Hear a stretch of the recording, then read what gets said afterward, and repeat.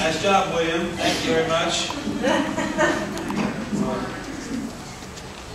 And we are good friends. We've known each other for a long time and become better friends as we've kind of traveled together here the last several months and done a lot of things together. I'm certainly pleased to be able to be here this evening. You know what, I do want to thank the council for the invitation to come and speak tonight.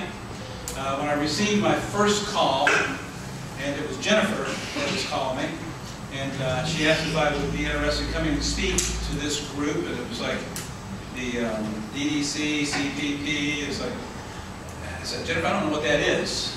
And she said, well, what's HABAR? I said, well, I know what HABAR is, so that gives it some legitimacy anyway. And I said, well, can you tell me a little bit about it? And she did a little bit about it.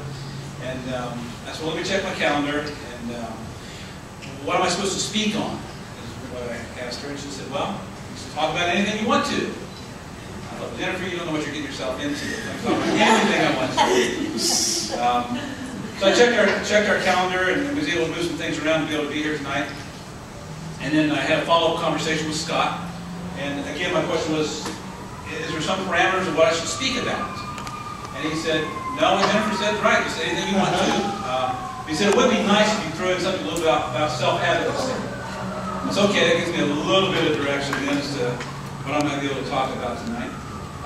I took a look at the HABAR website, found out a little bit about the Developmental Disabilities Council and the Center on Public Policy. I already knew about the Ohio DD Council, having been had some experience with that over the last several years. And I saw on their website, their mission statement, or part of their mission statement, was to create the change that improves independence, productivity, and inclusion for individuals with developmental disabilities and their families within the community.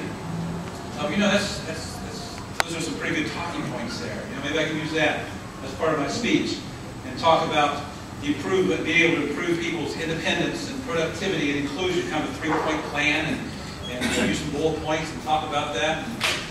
And as I thought about that, I thought, well, that's really their speech, not mine.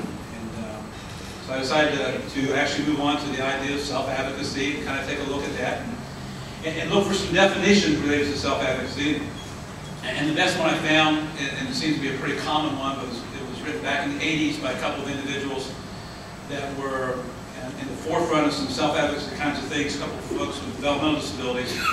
And they said that self-advocacy is individuals with developmental disabilities speaking up and speaking out for their rights. And that truly is what it represents for those of us that are here tonight.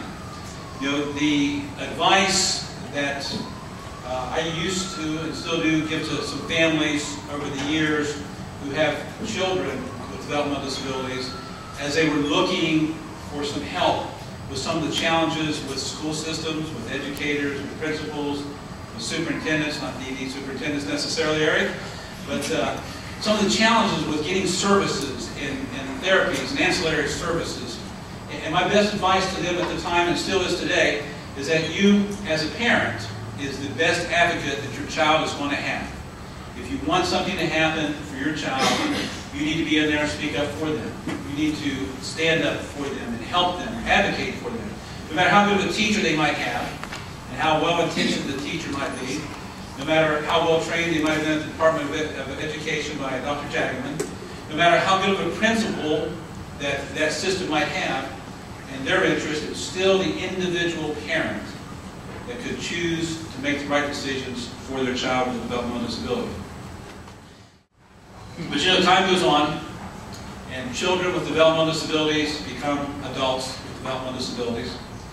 And perhaps our role somewhat changes at that point in time as we work with individuals to help empower them to become their own self-advocates.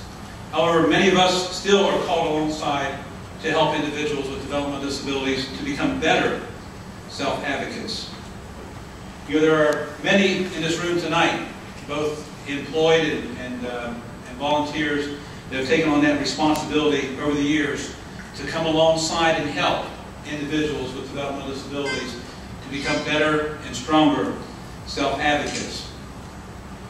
Those individuals would include certainly public servants that are with us tonight, staff, family members, other individuals that are here with you tonight, with us tonight, and others that are not here. Unfortunately, sometimes the concept of self-advocacy and helping others out turns into selfish advocacy. We begin to kind of look at what's in our best interest as we help other people out. We try to find out what is in it for us. And during the upcoming election, I know we don't have anybody that's watching politics or paying any attention to the news that's going on right now, but if you were, it's kind of hard to avoid the concepts that's going on out there in this world of politics today.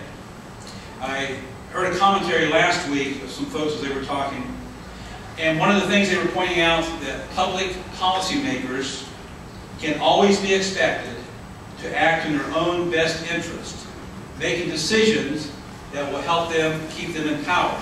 Present company excluded, of course.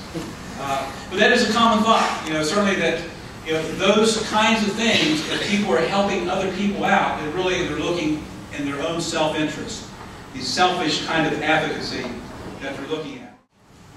We have to be careful as individuals not to become complacent with the concept of things that are not happening in our advocacy for other individuals. Sometimes we become complacent with the idea that as we're working with individuals and as individuals are being self-advocates for themselves, their own selves, as accepting the word no as kind of the end of the story, nowhere to go from here, they've said no to us. Or accepting delays, whether it's governmental delays or red tape or system delays, as routine and not trying to find some ways to work through that, or even accepting lack of funds as a final answer that, see, this just can't be done. You can't work through this. I believe the level of self-advocacy to be attained by all of us, and certainly exemplified by the individuals we're going to be honoring tonight, is that concept of selfless advocacy. One where we're seeking to benefit another individual with looking at for no gain for ourselves. Not trying to find out what's in it for us, but only in the consideration of the individual. The selfless kind of advocacy.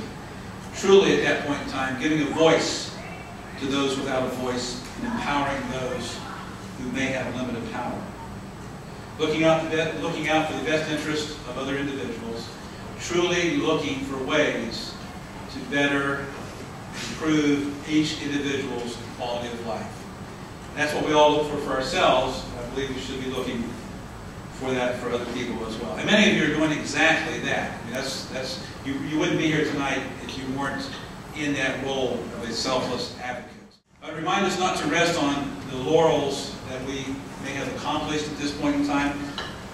There's many that are here tonight that were very instrumental in working through legislation and working with public policymakers to have the language of retardation removed from the state statutes, from county programs, from other services, and did so successfully. However, now I believe we have the greater ongoing task of having the attitude of retardation removed from our society.